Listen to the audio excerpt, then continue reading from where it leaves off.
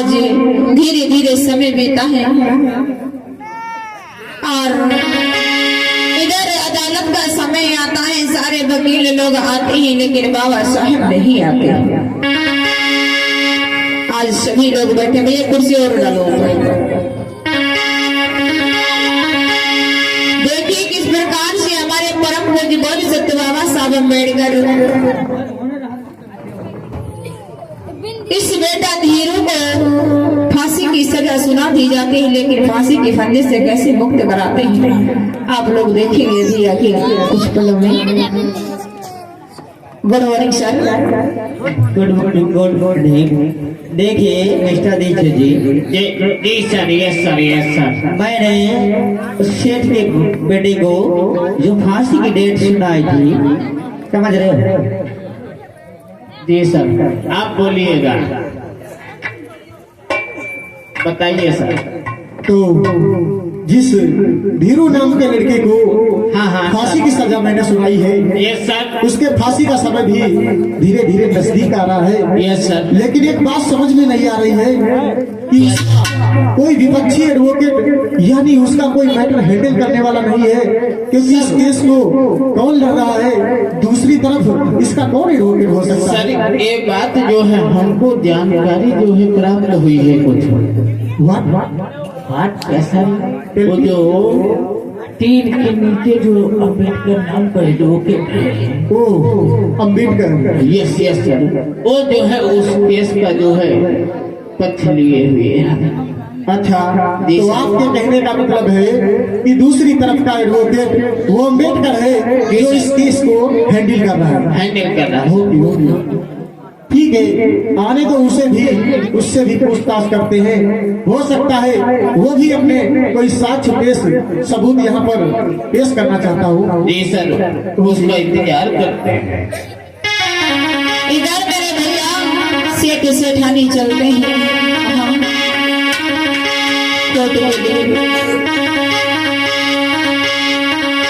धीरे धीरे भैया चल जाए, सुनिए मेरे दादा, सुनिए मेरे भैया, कोई सगे सठानी अधूरो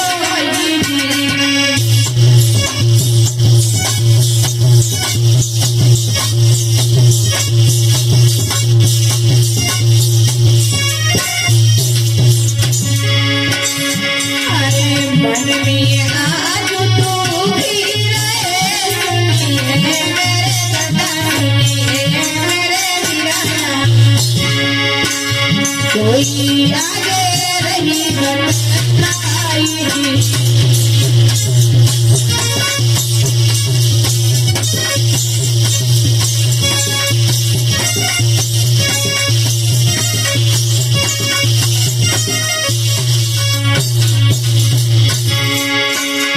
अरे बेटा धीरू को आज ले जल्लादा, कोई फांसी के फंदा बेचाई।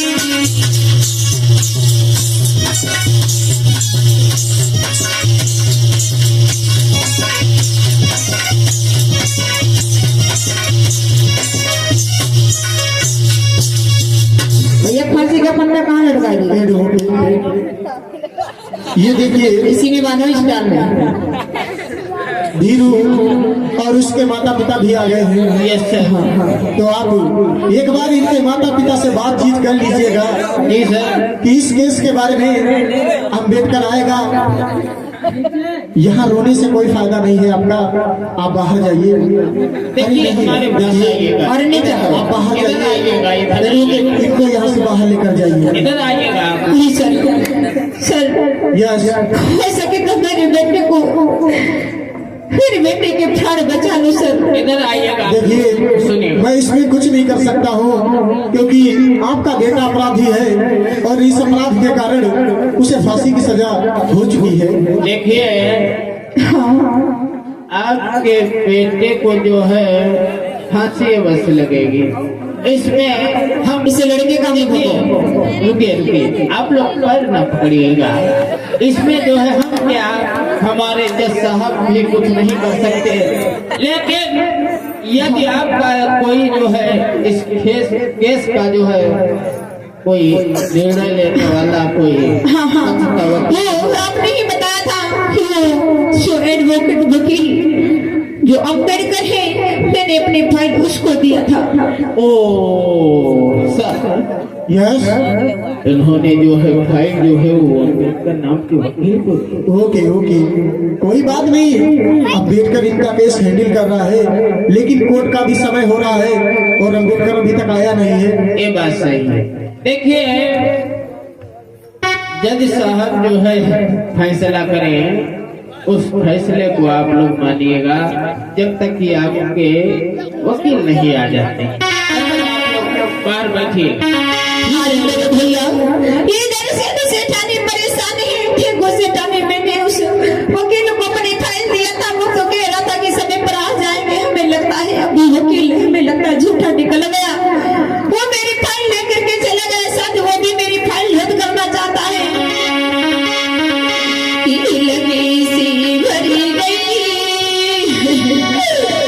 सेठ की छोटी दादाड़ी डकारी रे।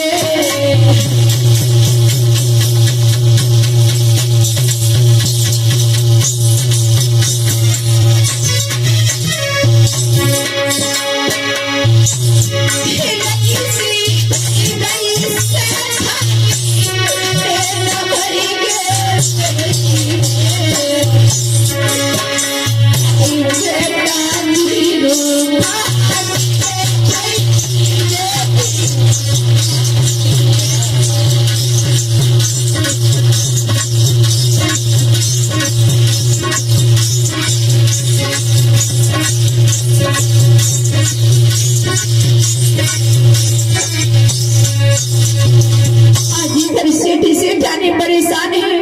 मैंने किसके हाथ में फाइल को दे दिया, वो वकील अभी तक नहीं आया है। इधर मेरे साथियों बाबा साहब चल देते हैं उस केस को लड़ने के लिए, ऐसा ही नहीं।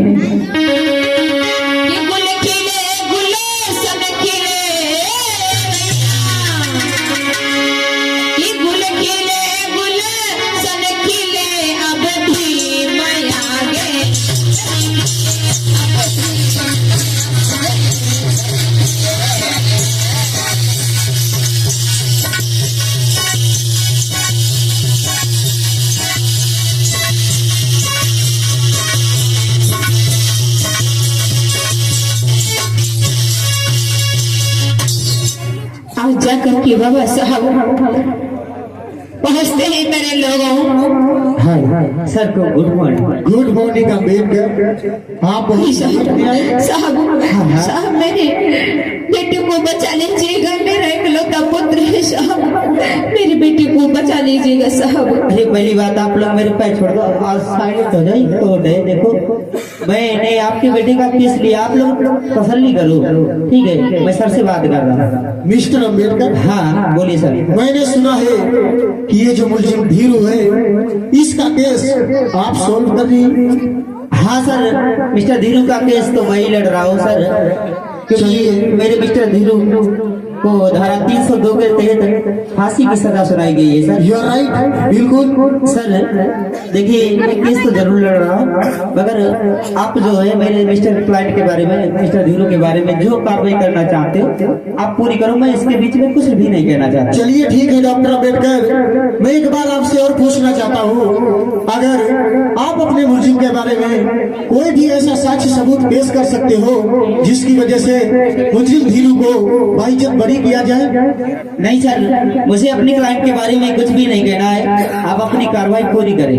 ओके डॉक्टर अम्बेडकर, तो ये अदालत तमाम सबूतों और गवाहों को बयानातों को मद्देनजर रखते हुए इस नतीजे पर पहुंची है कि अपराधी धीरू, जिसके द्वारा बहुत ही बड़ा अपराध किया गया, इससे भारतीय न्याय संहिता के अंतर्गत धारा 302 के तहत धीरू को फांसी की सजा सुनाई जाती है।